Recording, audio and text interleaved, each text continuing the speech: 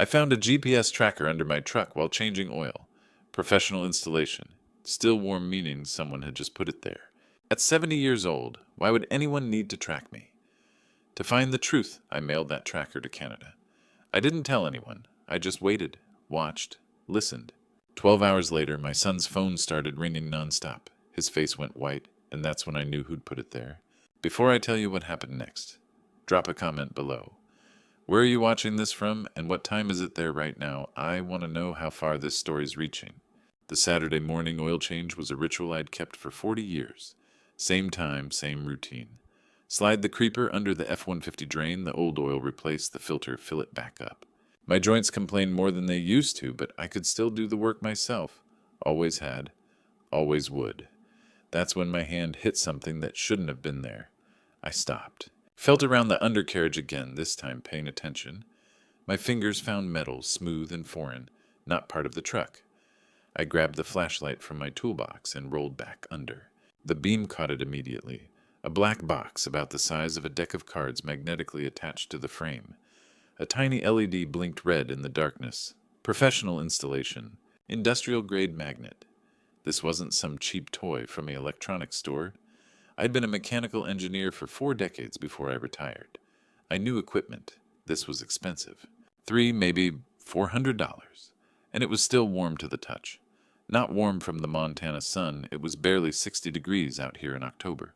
Warm from recent use. Someone had installed this thing recently. Very recently. I didn't rip it off. That would have been stupid. Instead, I took photos from every angle with my phone. Close-ups of the serial number stamped on the side.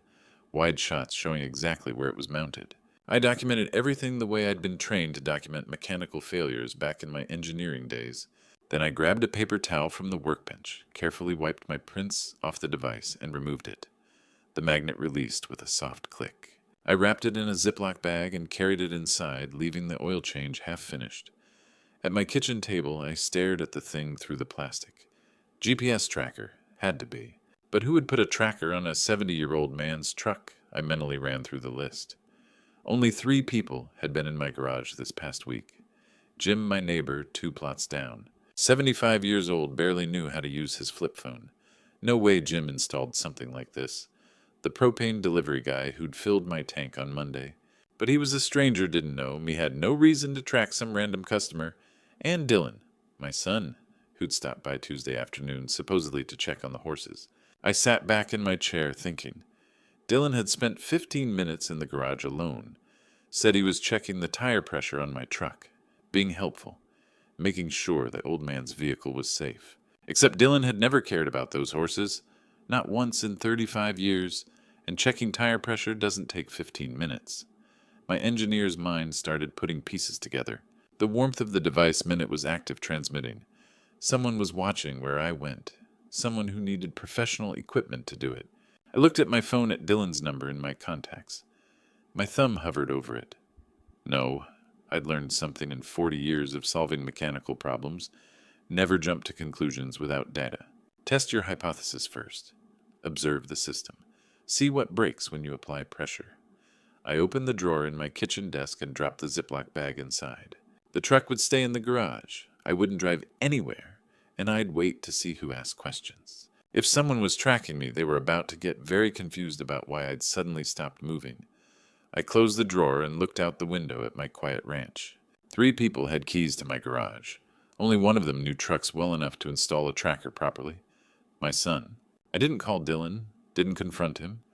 I did what I'd learned in 40 years of engineering, test the hypothesis before drawing conclusions.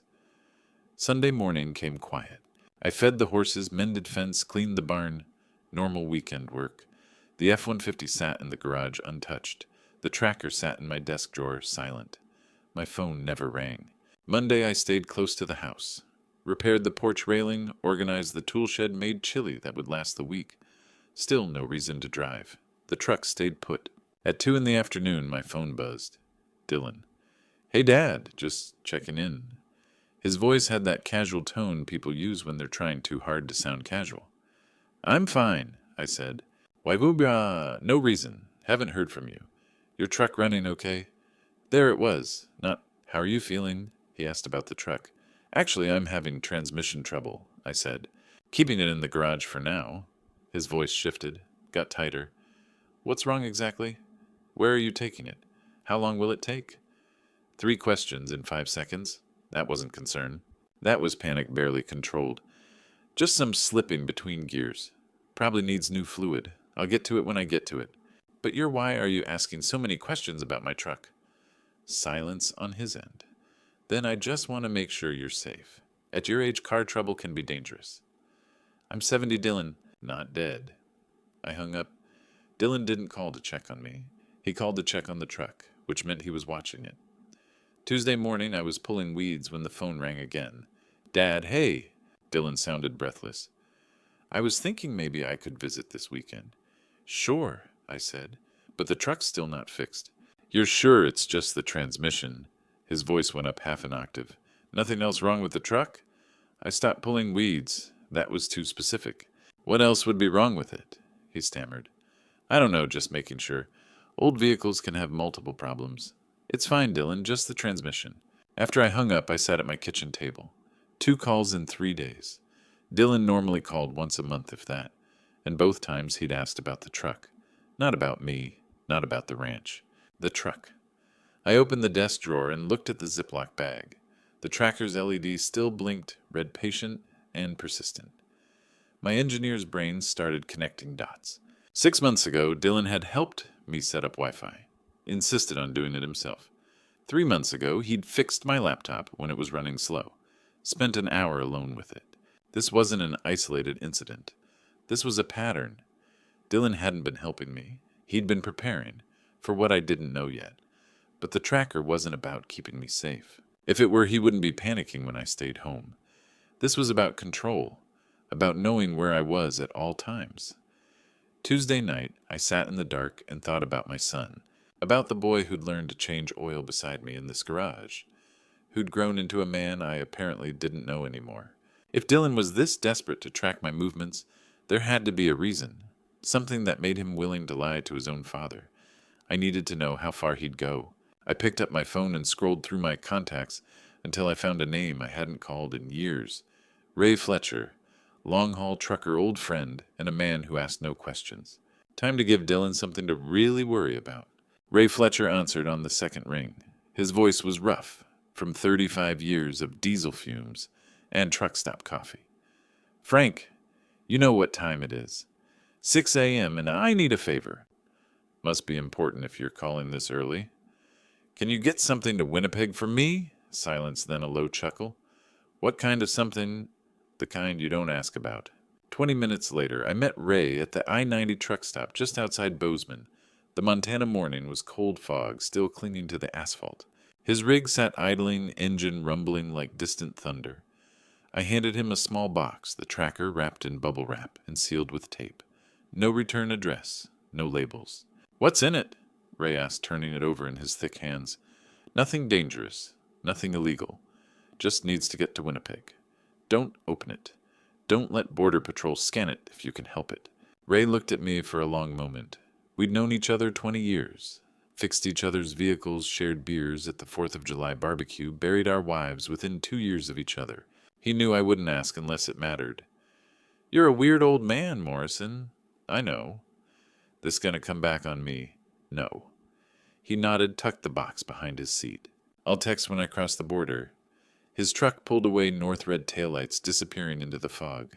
I watched until I couldn't see them anymore, then drove home. The waiting was the hard part. I fed the horses, checked the fence line, made myself a sandwich I didn't eat, kept my phone in my pocket, volume turned all the way up. 2 p.m. Nothing. 5 p.m. Still nothing. At 7, my phone buzzed. Text from Ray, cross-border, package delivered to your friend. I typed back, thanks, I owe you. 8 p.m. I was washing dinner dishes when my phone rang. Dylan. Hey, Dad, how's it going? Too cheerful. Forced. Making dinner, I said. You. Just checking in. You home. Where else would I be? Right. Truck still broken.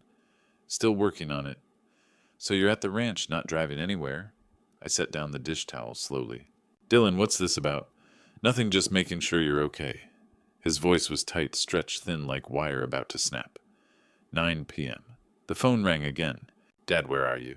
Not a greeting, a demand, raw panic. I'm at home, where I've been all day. Why are you yelling, your truck? Are you sure you're at the ranch? Son, are you drunk? In the background, Brittany's voice cut through sharp as glass. Give me the phone. No, let me. Dylan muffled, arguing with her. Dylan, what the hell is going on? His voice dropped to almost a whisper. Dad, we need to talk. In person. Tomorrow morning, 9 a.m. It's important.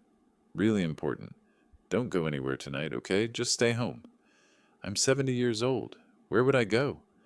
After I hung up, I sat in the dark kitchen for a long time. Dylan hadn't asked if I was okay. He'd asked where I was, which meant he had the tracking app on his phone right now, watching, seeing his father's truck make an impossible journey 1,500 miles north across the Canadian border.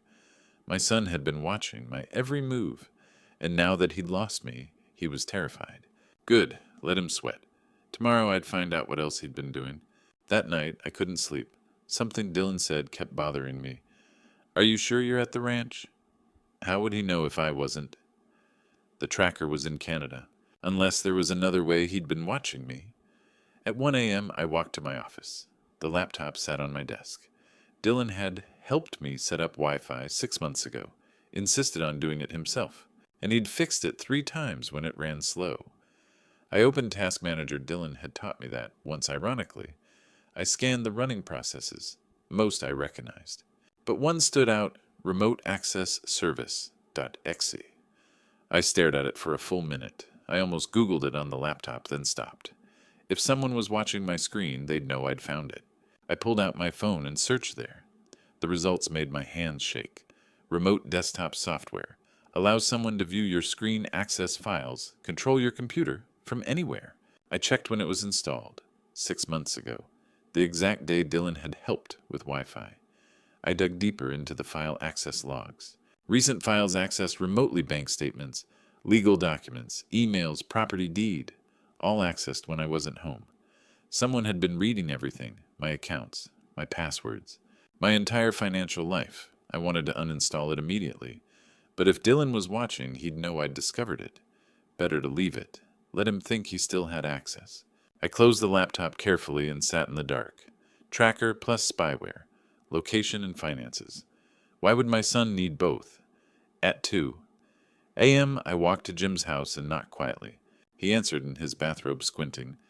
Frank, what's wrong? Can I use your computer? Mine's acting up. At 2 a.m.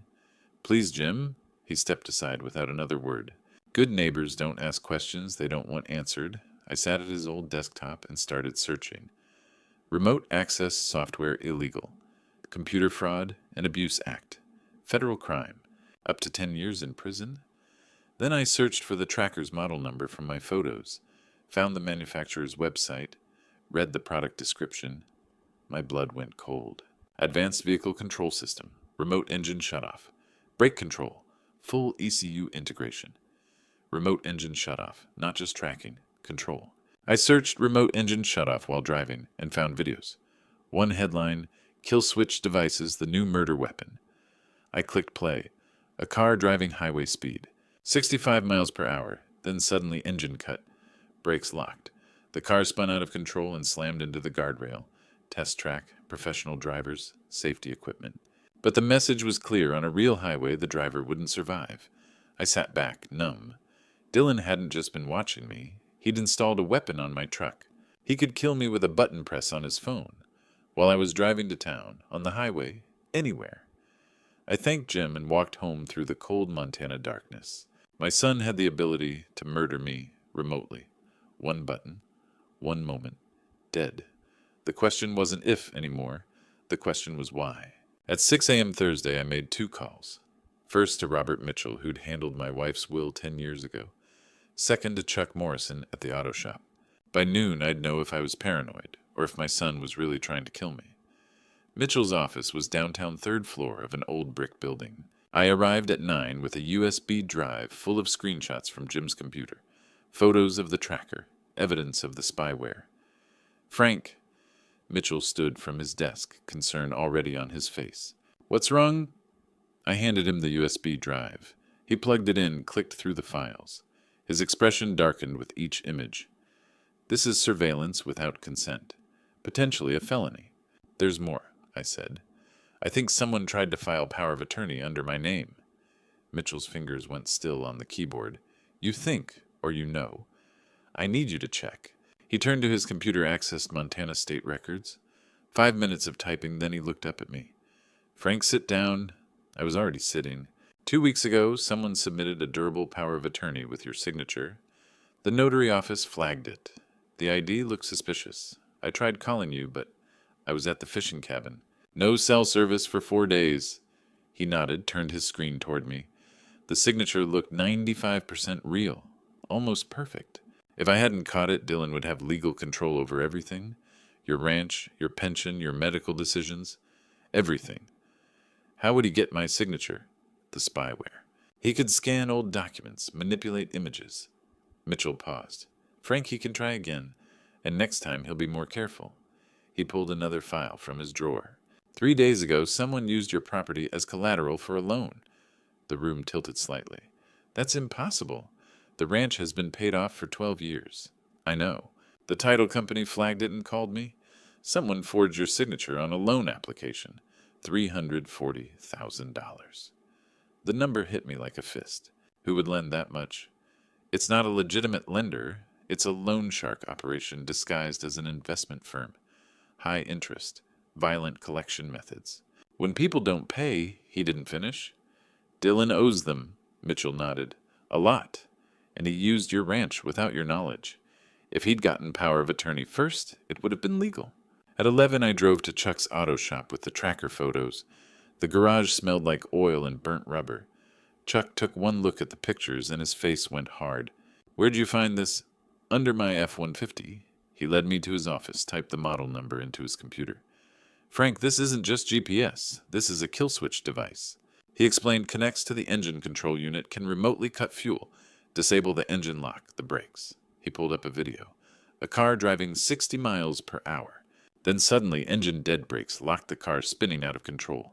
Highway speed. You'd die. Can you trace who bought it? No. Dark web. Untraceable. But whoever installed it had physical access to your truck and knew what they were doing. He looked at me seriously. Frank, this is attempted murder. You need to call the police. I drove home slowly, checking every car in my mirrors. Dylan had 340,000 reasons to kill me. He had the tools to do it.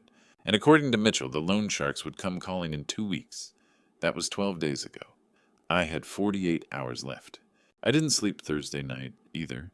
Instead, I sat with a cup of cold coffee and a phone number I hadn't called in 15 years. Mike Patterson, retired detective. The only man I trusted to dig into my son's life without judgment. At 2 a.m., I opened my notebook and wrote out a timeline. 6 months ago, spyware installed. 2 weeks ago, power of attorney attempt. 1 week ago, tracker installed. 3 days ago, loan application. The pattern was clear, escalating preparation. I picked up the phone and dialed. Mike answered on the third ring, his voice thick with sleep. This better be good. It's 2 a.m. Mike, it's Frank Morrison. Silence. Then his voice cleared. Frank, what's wrong? I need you to look into someone. My son. A long pause. Mike knew I wouldn't ask unless it was desperate. What do you need? Everything. His finances. Who he owes. What he's been doing. By tomorrow. That's a tall order. I'll pay triple your rate. Frank, I don't need your money. If you're calling about your kid at 2 a.m., it's bad enough. Give me 4 hours. At 6, my phone rang. Frank, sit down. I was already sitting. Your son is drowning. Borrowed $340,000 from a firm called Apex Investment Solutions. The loan sharks Mitchell mentioned. Worse, they're under FBI investigation, money laundering front. When people don't pay, they disappear. My blood went cold. How much time does he have? They gave him 2 weeks. That was 12 days ago. In 2 days, they'll come to collect. They'll take the ranch, with or without you on it. Mike paused. Frank, your son sold you to dangerous people? Why would he borrow that much? Mike hesitated. Gambling, online poker, crypto trading, lost everything. Plus Brittany's medical bills elective surgery insurance wouldn't cover. They're drowning. Instead of asking me for help, they decided to take it. Another pause. Frank, there's more. According to my source inside Apex, they sent someone to evaluate the collateral yesterday. Someone's been watching your ranch, taking photos, making sure it's worth 340,000. I looked out the window. The ranch sat dark and quiet. Frank, you need protection. These people don't negotiate. What do they usually do? Mike's voice went flat. They make the collateral available by removing obstacles. I'm the obstacle. Yes? In 2 days, if Dylan doesn't pay, they'll come for you. And they won't just ask you to sign papers. What should I do? Call the FBI.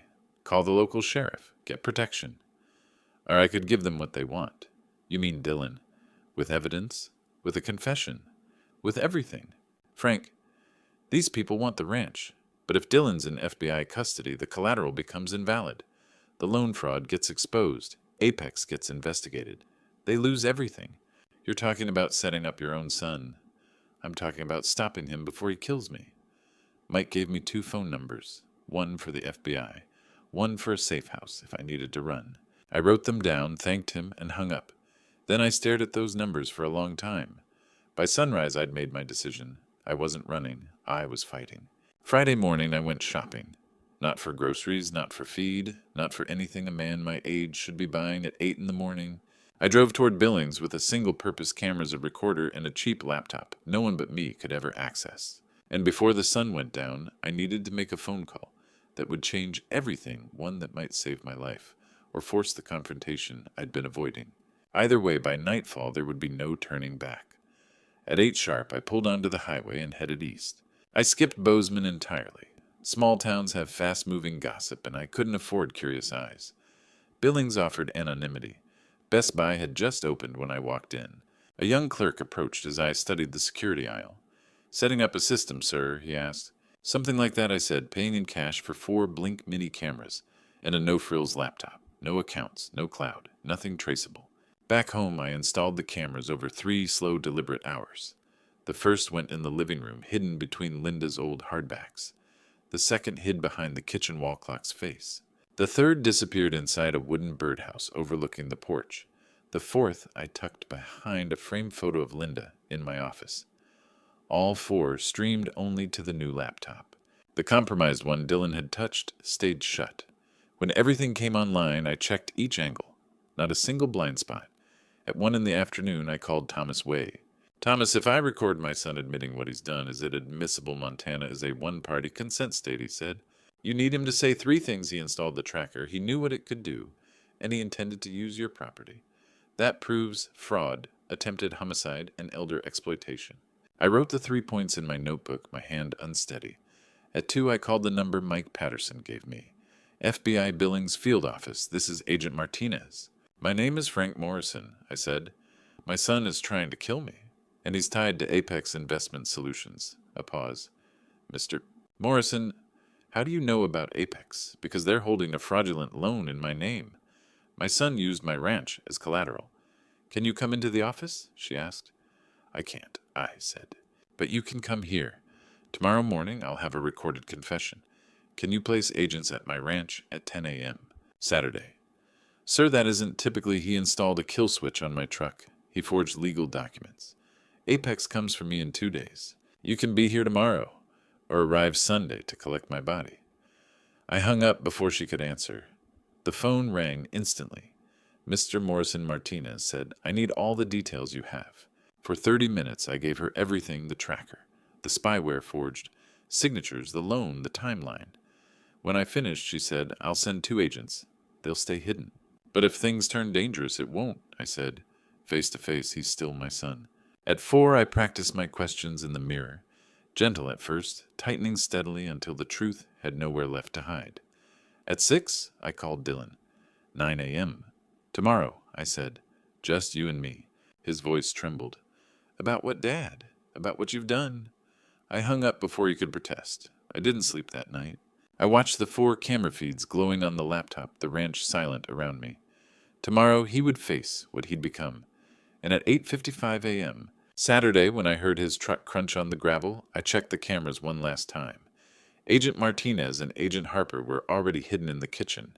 I stood, steadied myself, and walked toward the front door. It was time. Dylan knocked 3 times, soft, hesitant, like when he was a kid and had broken something. Brittany stood beside him uninvited. I should have known she'd come. I opened the door. I said just you. Brittany's chin lifted. Family business. I should be here. I stepped aside. They sat on the sofa. I took the chair across from them, the cameras capturing every angle. Coffee. No. Dylan's voice cracked. Dad, what's this about? I found something under my truck. I let the words sit there. GPS tracker. Professional installation. Someone who knows trucks. Complete silence. Dylan's face went white. Brittany's hand tightened on her purse. You taught me to change oil when you were 16, Dylan. You've been under that F-150 before. Brittany started to speak. Frank, why would Dylan? $340,000, I said. That's why. Dylan made a sound like all the air had left his lungs. You owe money. To Apex Investment Solutions. Dad, how did you... His voice broke. Brittany jabbed him hard with her elbow. I know everything, I said. Spyware on my laptop. Forged power of attorney. Loan using my ranch. All of it. Dylan's face crumpled. Dad, they were going to kill us. 15% per month. We couldn't pay. Dylan, shut up, Brittany hissed. Let him talk, I said. The tracker was to keep you safe, Dylan said desperately. To know where you were? Safe? I leaned forward. Or to make sure I signed papers? He hesitated. Both, maybe. I was scared. You put a kill switch on my truck? Dylan went completely still. What? Don't lie. Chuck Morrison identified it. Connects to the engine control unit. Can cut fuel lock, brakes, kill the engine at 70 miles per hour.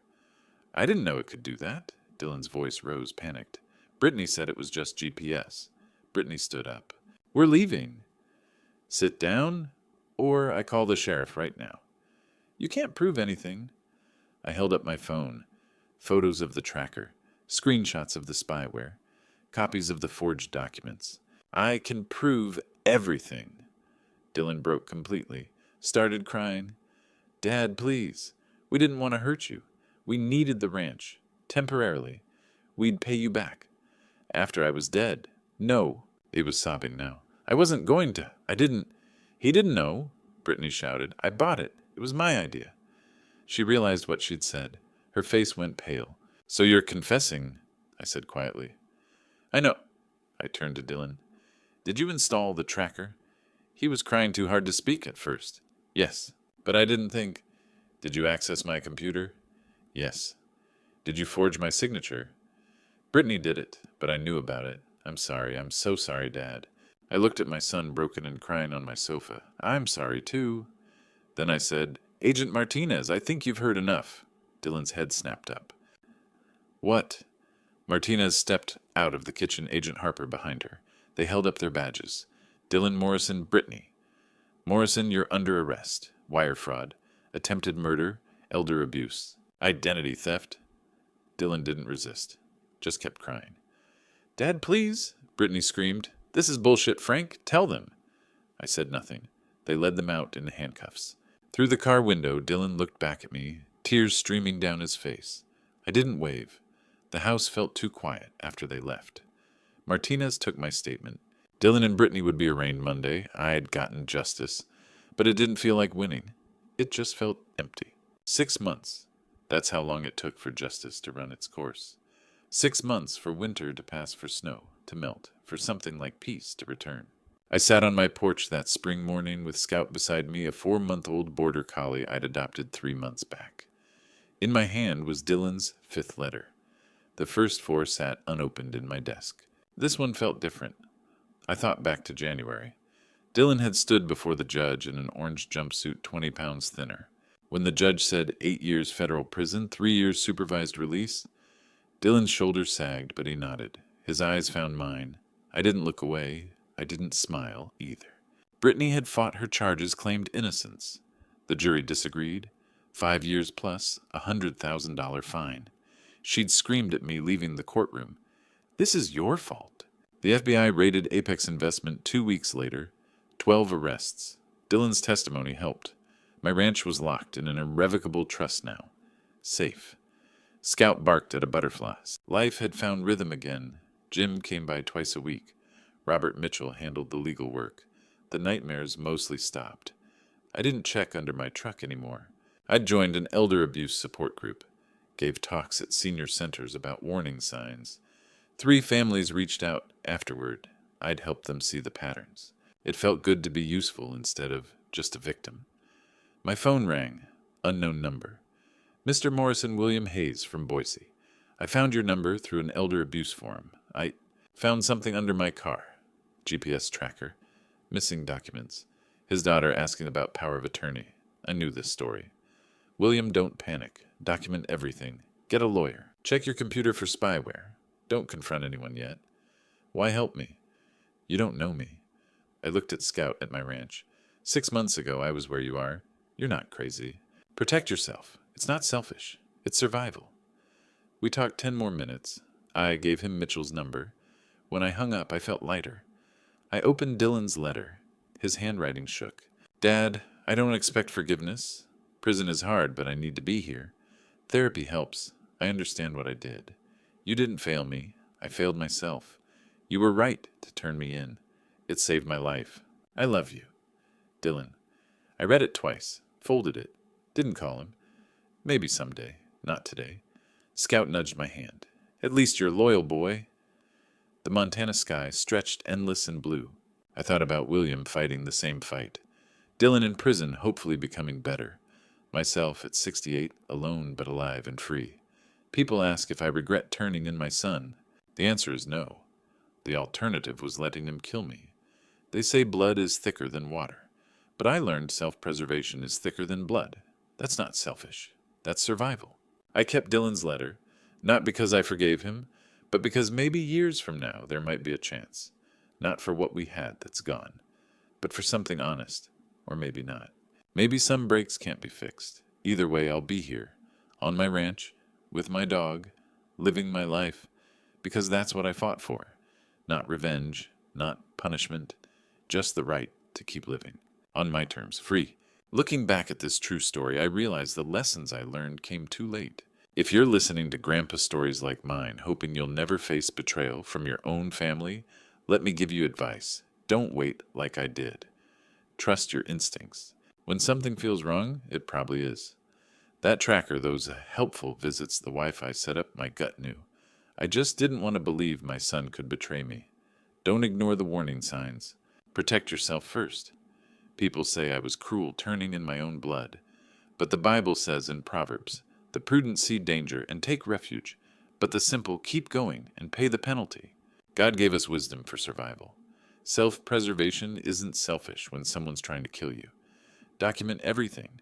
Screenshots, photos, dates, times. Evidence saved my life. Without proof, it would have been my word against his. This true story isn't unique. Elder abuse is everywhere now. If you hear grandpa stories about families exploiting their own for money, believe them. It happens more than people think.